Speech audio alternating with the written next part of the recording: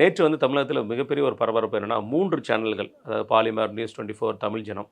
இது வந்து நம்மளுடைய அரசாங்க செட் டாப் பாக்ஸ்ல வந்து எடுக்கப்பட்டிருக்கு. சேனல்கள் வந்து நீக்கப்பட்டுருச்சு அப்படிங்கிற ஒரு மிகப்பெரிய குற்றச்சாட்டு இருந்துச்சு. நம்முடைய ஃபேக்ட் செக் யூனிட் ஆகட்டும், அமைச்சர் ராஜ்மோகன் அவர்களும் ஆகட்டும், அந்த மாரி எந்த தவறும் நடக்கல. அந்த செட் டாப் பாக்ஸ்ல வந்து பிரச்சனை இருந்ததுங்க. டிஜிட்டல் குறைபாடுகள் தான் இருந்துச்சு. அதனால தான் நீக்கப்பட்டிருக்கு. இது சரி செய்யப்பட்டுரும் அப்படிங்கிற ஒரு வார்த்தைய சொல்லியிருக்காங்க. அண்ணாமலை அவர்கள் மிகப்பெரிய அளவுல ஒரு கண்டனம் தெரிவிச்சிருக்காரு. வாங்க, வாங்க அண்ணாமலை இப்படி தான் வரணும் அப்படிங்கிற மாரி, பழைய மாரியே நீங்க ரிட்டர்ன் ஆயிட்டீங்க அப்படின்னு சொல்ற மாரி ஒரு நாக்சுக்கான ஒரு பேச்சையும் பேசியிருக்கிறாரு. இது எப்படி பார்க்குறீங்கண்ணே? அதாவது ஒரு நீக்கிட்டாங்க.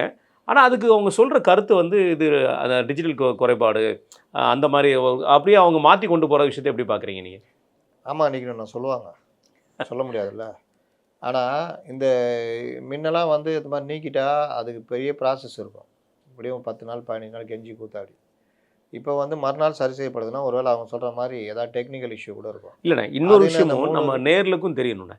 இந்த நீக்கத்தினால நீங்க மீடியால இருந்திருக்கீங்க. ஒருவேள இந்த நீக்கத்தினால என்ன டிஃபால்ட் அந்த என்ன விதமான பாதிப்பு வந்து அந்த சேனலுக்கு நடக்கும்ண்ணே? ஒரு சேனல் வந்து ஒரு 5, 6 தளத்துல மக்கள்ட்ட போய் சேருது. இப்ப எஸ்சிவி, பாலிமருடைய அவங்களுடைய ஒரு இது. ஒரு இது. அது பேர் வந்து கேஎஸ்ஸா ஏதோ ஒண்ணு வரும். சரி. அப்புறம் வந்து டிசிசிஎல், ஏர்டெல்லு, ஆத்வே இந்த மாரி பல இதுல போகுது. இது இல்லாம அரசு கேபிள்ல போகுது. அரசு கேபிள்ல ஏன் போகுதுன்னா, அரசு கேபிள் வந்து தமிழ்நாடு ஃபுல்லா வியாபிச்சு இருக்குது. அது ஒரு 30,00,000 இருக்கும். எஸ்சிவி ஒரு 30,00,000. டிசிசிஎல் அந்த பாலிமருடைய வாலிபர். இந்த ஓகே. மாரி ரீச் ஆகுது. இதுல அரசு கேபிள் மட்டும் தான் இவங்க இந்த மாரி கை வைக்கிறது இதெல்லாம். அது வந்து சாதாரண எளிய மக்கள்ட்ட போய் சேராது அப்படின்ற மாரி. இன்னும் நான் ஒண்ணு சொல்றேன். இந்த காலகட்டம் வேற. இந்த டிவியெல்லாம் பார்த்தா ஜனங்க தெரிஞ்சுக்கிறாங்கன்றதெல்லாம் கிடையாது. அவங்க வந்து டிவியுடைய சின்ன சின்ன பிட்டு கூட சமூக வலைதளத்துல வருது. அத பார்த்துக்கிறாங்க. ரீல்ஸு, ம். இந்த யூடியூப் யூடியூப் ரீல்ஸு, ஷார்ட்ஸ்.